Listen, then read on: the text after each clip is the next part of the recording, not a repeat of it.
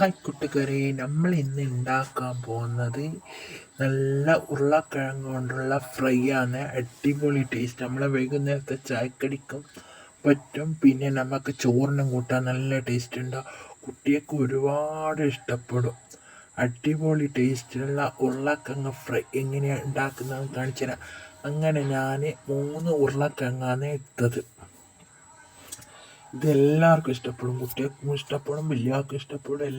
Video കാണുന്നവർ ഒന്ന് like എന്നിട്ട് പ്ലീസ് ഒരു ലൈക്ക് ഒരു സബ്സ്ക്രൈബർ, കമൻറ്റ്, ഷെയർ ഒന്ന് ചെയ്തിട്ട് വീഡിയോ കാണുക പ്ലീസ്. ചേച്ചിമാരെ, ചേട്ടന്മാരെ പ്ലീസ്. നമ്മളെ അടിപൊളി ടേസ്റ്റുള്ള ഉരുളക്കിഴങ്ങ് ഫ്രൈ നിങ്ങൾക്ക് കാണിച്ചു തരാം. അടിപൊളി ടേസ്റ്റാണ് ഇത്. എല്ലാവർക്കും അറിയാം ഉരുളക്കിഴങ്ങിൻ്റെ ഫ്രൈ.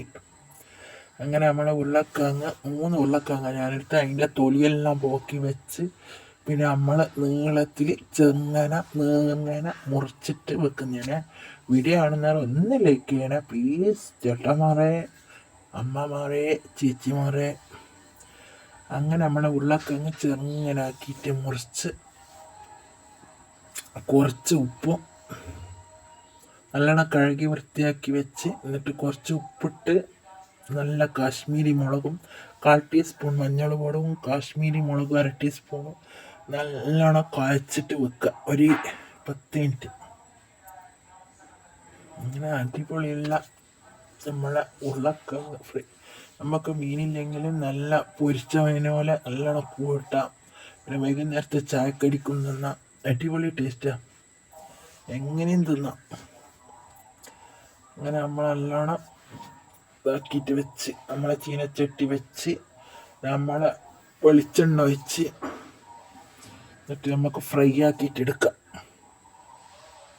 വീഡിയോ കാണുന്ന എല്ലാവരും സപ്പോർട്ട് ചെയ്യും പ്ലീസ്.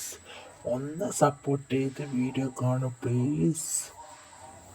ചേട്ടന്മാരെ ഒന്ന് ലൈക്ക് ചെയ്യണേ. ചേച്ചിമാരെ, അമ്മമാരെ പ്ലീസ്, ഉമ്മമാരെ. അങ്ങനെ നമ്മൾ ചീനച്ചട്ടിയിലിട്ടിട്ട് നല്ലോണം ഇതാക്കിയിട്ട് വെക്കുന്നു.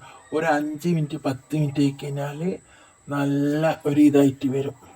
ബായ്.